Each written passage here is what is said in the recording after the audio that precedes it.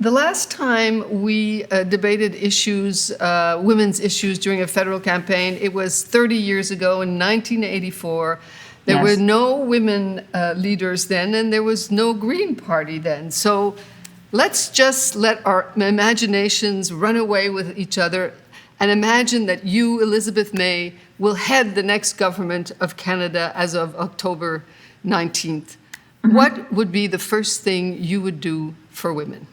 If I were immediately to become prime minister at the end of the next election, I would look across the aisles and say who's most competent for various portfolios, how do we put together the very strongest parliament and the strongest administration that we possibly can. In other words, every step I take in parliament attempts to break down partisanship. Frankly, it's the enemy of good government, is to be so partisan that you'd rather make the other guy look bad than do something in the interests of the country. So immediately on forming government, we would put forward in a speech from the throne a lot of key changes that we would get rid of first past the post as our voting system, that we would repeal a number of laws passed under Stephen Harper's administration. C-51, the so-called Anti-Terrorism Act, must be repealed. So too should C-36, the bill that makes sex trade workers less safe than they were. The Supreme Court gave us clear instructions of what we should do as a parliament, and we didn't listen to that.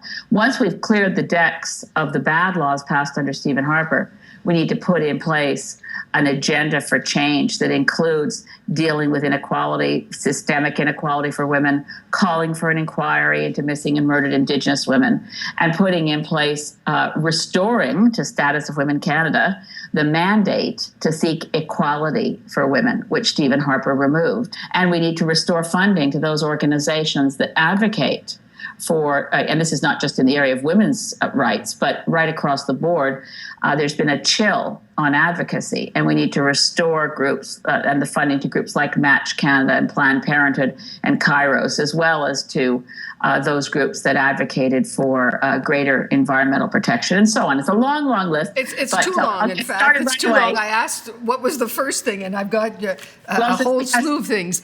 However, you've just released your platform. You've been the first party to do so. And there is nothing, correct me if I'm wrong, but there's nothing specific about women. Yes, there is. There is? Yes. What specifically? Well, there's a call in eliminating poverty and challenging inequality, a section that looks at questions of gender bias in Canadian society, violence against women, pay equity issues. And of course, there's large sections on childcare as well, and ending poverty and providing for against homelessness. So a lot of issues that interest women, but specific reference to equal pay for equal work, discrimination in the workplace, violence against women. That's all in the platform. All right. Well, let's take one of those, because those are part of the themes we want to address with the party leaders. You've actually been very vocal on pay equity. We rank 34th in the OECD countries in terms of pay equity. We earn 20% less than men, and yet we're almost 50% of the workforce. Why will it take another 94 years before women are equal to men? I don't think that it will take 94 years. I think what it takes is, and this is, of course, one of the issues the key issues championed by Equal Voice. We frankly need more women elected in public office. We continually get, if it isn't sort of the classic example, here we were on the verge of a debate on women's issues for the first time since 1984. And the woman party leader who wants to debate these issues is me. And because two men decide they don't want to participate, the debate doesn't happen. I mean, I'm grateful that we're doing these one-on-ones with each of the party leaders, but I think it's a terrible shame that this opportunity, which was so many groups have put so much work into this, and I'm so grateful to them with the Up for Debate Coalition. We've been working in some. I don't know if I was the first party leader to accept it, but certainly I thought Tom Mulcair might have accepted it at exactly the same time I did. But it's a lost opportunity that speaks to how women's issues get marginalized when something else comes along. And frankly, we should have I wish we'd gone ahead, but we're having this opportunity. So why do women's issues get shunted aside? One could also say, why does the environment get shunted aside? What are the issues that appeal to the alpha males? We still live in a patriarchal society. We still live in a society where men don't want to admit they're sexist, but there is pervasive sexism in our society, and we need to apply gender analysis to the decisions we make.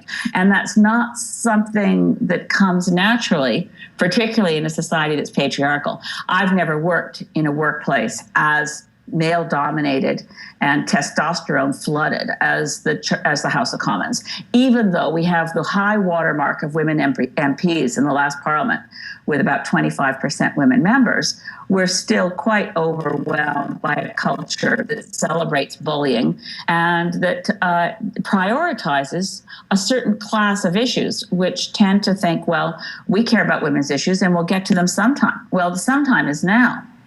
I wanted to ask you, because you've been very vocal on the boys' club on Parliament Hill. Other women MPs have said how they get a terrible abuse on the social networks and on the internet. How would you say you've been treated as one of the rare women leaders and sitting in Parliament? Were you treated fairly? Well, I think so. I mean, as I say, the atmosphere is one that celebrates bullying. But I do want to pay tribute to the other women leaders because, of course, Audrey McLaughlin, Alexa McDonough, both friends of mine, Kim Campbell, who served briefly as our prime minister.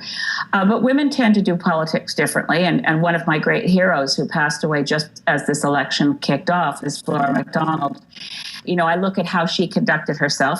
I shall tell you an anecdote about Flora. When she lost the leadership race for the Progressive Conservative Party, she found that a lot of people, she told me the story, a lot of people had promised her their support and then voted for someone else. And as they left the convention, the first Black member of Parliament, Lincoln Alexander, put his arm around her and said, okay, Flora, well, now you know what it's like to be Black.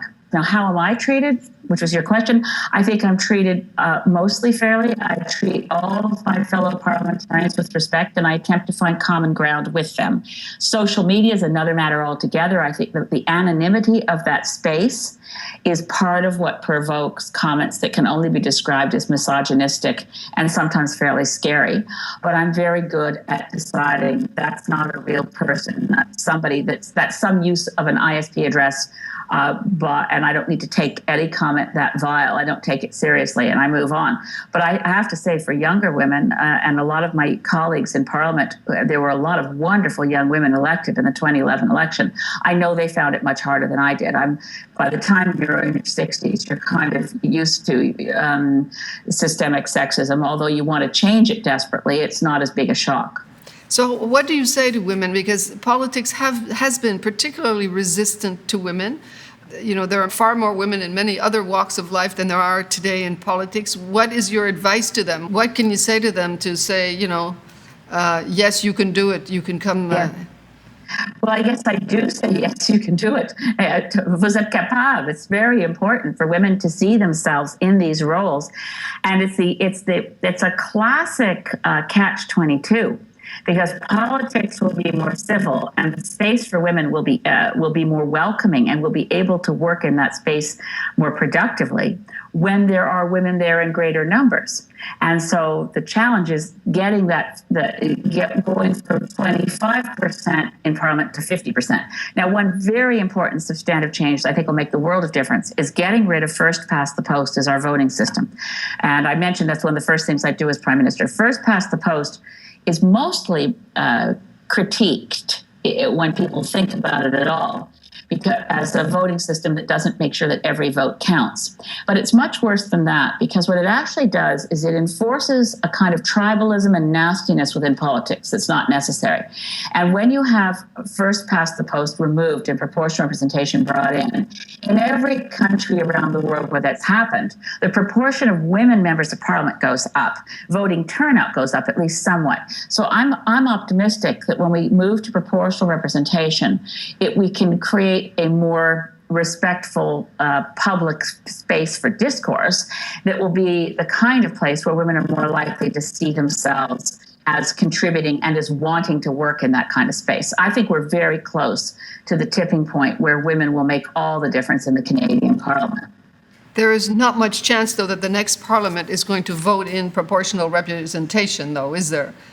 I think there's a very excellent chance, actually. I'm quite optimistic because from all indications now, not just recent polling, but over the last couple of years, it appears that there isn't the support for the Conservatives, the Liberals, or the New Democrats, which would take them into majority territory. So with Green members of Parliament potentially holding the balance of power, which of course is the best scenario for us as a smaller party, but even in the cooperation agreements that are based on a handful of us, they will need our votes at some point. And when I say they, the Liberals or the New Democrats are the parties we'd be prepared to cooperate with and help. And when we say, well, look, we'll make sure your government doesn't fall, but remember that promise you made to get rid of first past the post? We're passing that law now. I mean, fortunately, this is not a change that requires opening up the Constitution. It can be done easily in one session of Parliament. It can be easily done within the first year of a session of Parliament. So I'm very optimistic that this 2015 election is the last one in Canada under this archaic and perverse voting system.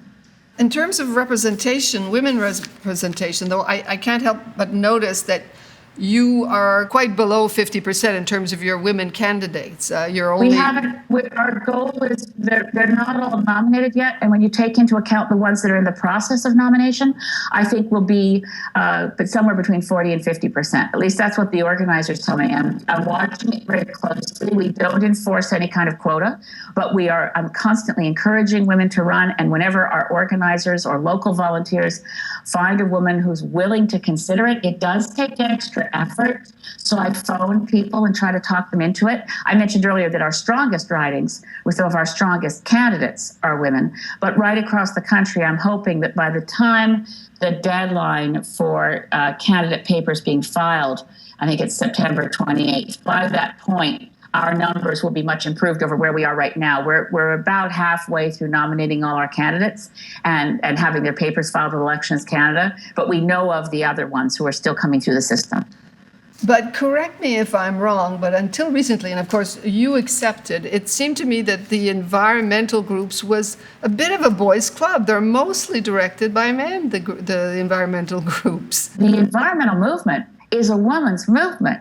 The women are doing all the grassroots work, no surprise to anyone watching this. Women are doing all the volunteer work, almost all of it.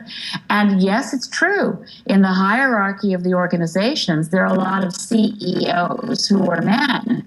Now, at Sierra Club of Canada, where I was executive director for 17 years, I lamented this. And of course, I shouldn't tell a story on Sierra Club, but as soon as I left to run for leadership of the Green Party, the new ED they brought in, I think, was immediately given a salary twice mine, because I've kept saying, oh, I don't need a big salary. The important thing is that we all make more or less the same here in the office. But anyway. But let's move on because I want to hear you. We want to hear all the leaders on a number of things, and notably on the question of violence against women. Yeah. The elephant in the room. I mean, a lot of things are slowly but surely getting better: employment, health, education.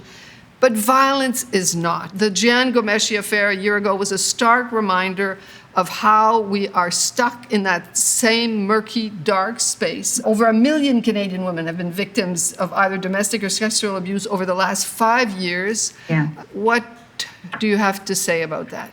Well, you know, it's interesting. I'm sure you've all seen this, but there was a news report right in the middle of the election campaign of an access to information report on something prepared inside Status of Women Canada on how we're failing to respond to this. And this is a quote from a current, well, it was found through access to information. While rates on male violence in Canada have diminished over time, rates of violence against women have not, and reporting has not increased.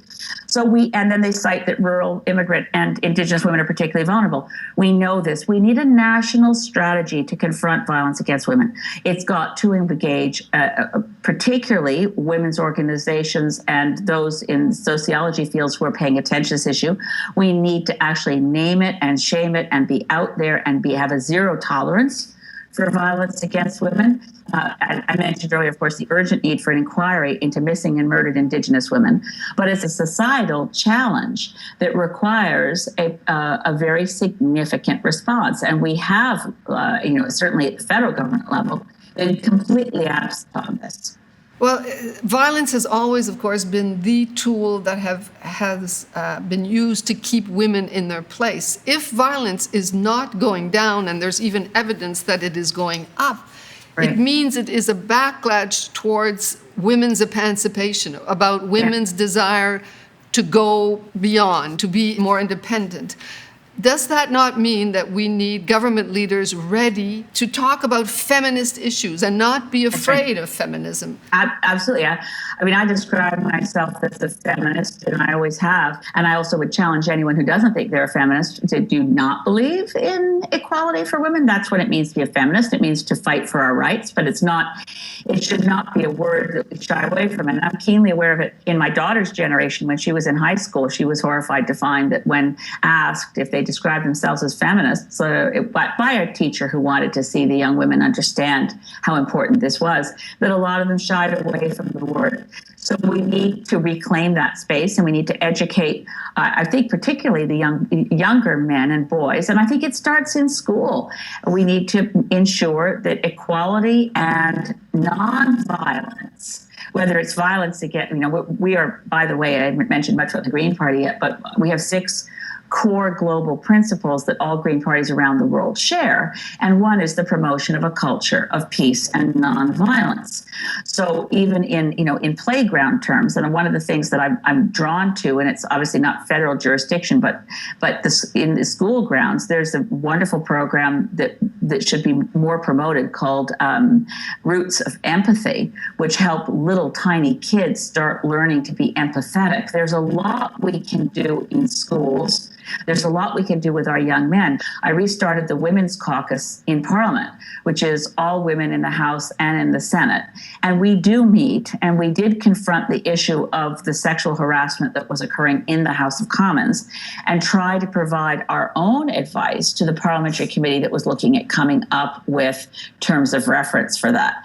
And when we went around the room, regardless of what party we were in, it won't surprise anyone to know that we all said, of course we've all confronted sexism. We all knew of either ourselves or close friends who'd experienced violence again. And the refusal to even talk about it, the ability within Parliament, I said, let's have public hearings and bring the media in where we can all say, yeah, we've experienced this and we're not going to take it anymore. We need to name that and make it unacceptable in our society. Now, I know this is trite, and it's a challenge at many levels. But if the federal government doesn't play a role, if we don't create a national program that actually invests in reducing the incidence of violence against women, then we're failing we're failing ourselves and we're failing our daughters. You might have seen this. It was in the news today that an anonymous blogger has written threatening to kill feminists at the University of Toronto. Now, it seems that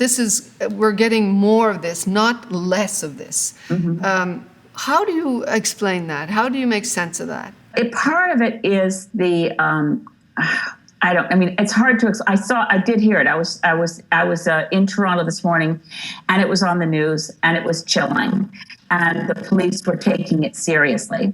I think part of it is that backlash, as you mentioned earlier, as women are claiming our space in, whether it's law firms or as doctors or in as the bosses in a workplace, that there's an element within the male population that is resentful. I also think, though, that some of the nastiness, and I mentioned earlier that I experienced, is the anonymity of social media and the ability to post things and say things that in another era we would have known who said it, and it would have been so unacceptable that they would never have risked it. There's a permission to be abusive when you're anonymous. The Facebook page of the dentistry students at Dalhousie, that was, again, a shock in terms of targeting specific women for abuse who were their actual classmates. These stories are more than anecdotal, and although we don't have solid data, I found it, and one of the reasons we don't have solid data is that Stephen Harper has done so much to destroy the data collection systems in this country. But the fact that Status of Women Canada wrote this report recently and said, look, if they're seeing it more than anecdotally, the rate of violence against women is actually increasing. We better take it very seriously as parliamentarians, and we should develop a strategy, as I said, that that brings all the experts to the table, people in criminology, people in sociology, and particularly those organizations that have been pushed aside, like Canadian Association of Women in Law, now all the groups that were out there paying. And we need to bring back, by the way, the Law Reform Commission and the Court Challenges Program. Equalizing a woman's role in society requires programs that create the opportunity to challenge discrimination, and through the courts is one way, but also raising it through the media. And finally, this is going to be a big year for you because of what's going to happen in Paris come December. Big year on climate change. Now, we don't talk about this a lot, but there is a gender aspect to climate change. And I would like you to address that for us. Yeah, actually, it was funny when I co-wrote a book with my colleague, Zoe Caron, for the actual Dummies series years ago, Global Warming for Dummies, and we wrote a chapter on the gender analysis of how women were disproportionately and more vulnerable to the impacts of climate change and the climate crisis. And it was funny because the editors got back to us and said, well, the Dummies books doesn't do gender analysis. And we stuck to our guns and said, well, they do now, we're going to do. And even in the UN system, in the preparation for the climate negotiations for the next comprehensive treaty, and this is, by the way, the deadline. We won't get another chance, and the deadline isn't an artificial political deadline. It's dictated by what's happened to the chemistry of the atmosphere. But there are various strands within that negotiation that have taken up the gender analysis of the disproportionate impacts on the vulnerable, particularly women in developing countries. So that's very much part of the analysis, and also women as problem solvers and leaders in establishing, a new non-carbon-based economy. That's something that is also recognized at the international level. And certainly Canadian women, and it was funny that you would mention that so many of the environmental groups are headed by men, but there are a lot of very strong women in the movement for climate action. I suppose Canada's best known right now is Naomi Klein and the great work she's doing, but in civil society and within organizations. Et finalement, Mme May, je vais vous poser une dernière question, mais en français cette fois-ci. Si vous pouviez faire qu'une chose pour les femmes, qu'est-ce que ce serait? Une seule chose, c'est très difficile, mais je pense que la chose la plus importante, c'est pour partager le message que nous sommes capables. Le monde politique, ce n'est pas un monde vraiment hostile vers les volontés des femmes pour l'égalité des femmes. On doit le faire pour nous-mêmes, on doit le faire pour nos filles, et pour nos petites filles. Nous sommes capables et nous avons le pouvoir.